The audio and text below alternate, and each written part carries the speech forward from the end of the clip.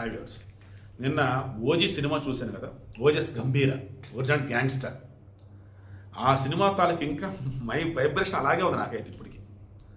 ఇందాక డివి దానయ్య వాళ్ళు అఫీషియల్ వేలో ఇచ్చున్నారు. అలాంటోడు మళ్ళీ వచ్చాడంటే అంటే సినిమాలో డైలాగులు ఉంటాడు తీలిపోతాయి. అలాంటోడు మళ్ళీ వస్తున్నాడంటే మళ్ళీ వస్తే అలా సినిమాలో 4 సార్లు ఆ డైలాగులు వస్తే వచ్చిన ప్రతిసారి తమను మోతెక్కించాడు. అసలు ఎవరో పెట్టున్నారు తమిళ మ్యూజిక్ డైరెక్టర్ అనిరుద్ధ్ కూడా లేస్తాడు. అంత సీన్ లేదు, అతను నేను చూశాను. జైలర్ మూవీలో అనిపించాడు నో డౌట్. బట్ ఇందులో తమను ఊహకు అందని విధంగా ఇచ్చాడు.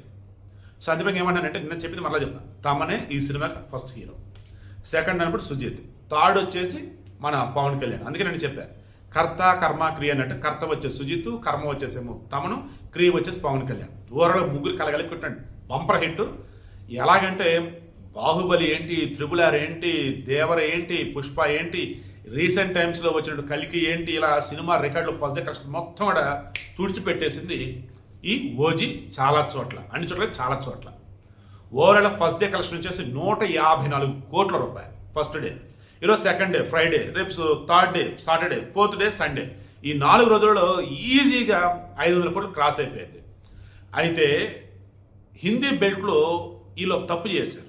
అదేంటంటే సినిమాని 4 వారాలకే ఓటీటీలు ఇచ్చాక నెట్ఫ్లిక్స్ వాళ్ళతో అగ్రిమెంట్ జరిగిందంట. దానితో సర్లే ఓటీటీ వచ్చిందో చూద్దామని చెప్పి అసలు ఆగిపోయారట.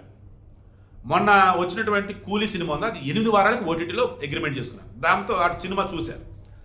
ఇప్పుడు ఓజీ సినిమాకి సంబంధించి కూడా 8 వారాలకు ఓటీటీలో అన్నట్టయితే ఇంకా టైం ఉంది కదా చూద్దామని చెప్పి థియేటర్కి వచ్చేవారు.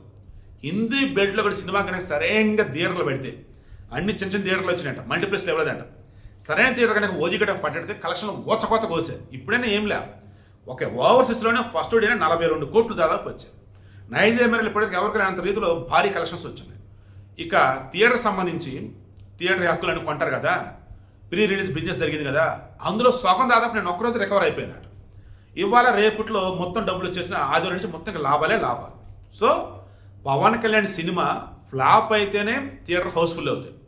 హిట్ అంటే సూపర్ హిట్ అంటే బ్లాక్ బస్ హిట్ అంటే రికార్డులు చల్లా చెదురవుతాయి. ఎస్, కొంచెం ఎక్కువగానే చెప్తున్నట్టు మీకు అనిపించవచ్చు. ఈ సినిమా చూశాక నాకు ఒక తెలుగు అభిమానిగా, ఒక తెలుగు ప్రేక్షకుడిగా ఇది కదా సినిమా అంటే అనిపించింది. హీరో అంటే ఎవరు, విలన్ అంటే ఎవరు, మ్యూజిక్ అంటే ఏంటి, సినిమా అంటే ఏంటి, ఆ కన్నడం, తమిళం, మలయాళం, ఓటీటీలు అవి ఇవి చూసి నిజంగా నాకైతే విసిగెత్తిపోయాను. దేన్ని పడితే సినిమా అంటున్నారు, ఏది పడితే హిట్ అంటున్నారు, ఏంట్రా బాబు అని. ఇది సినిమా అంటే, ఇది హిట్ అంటే.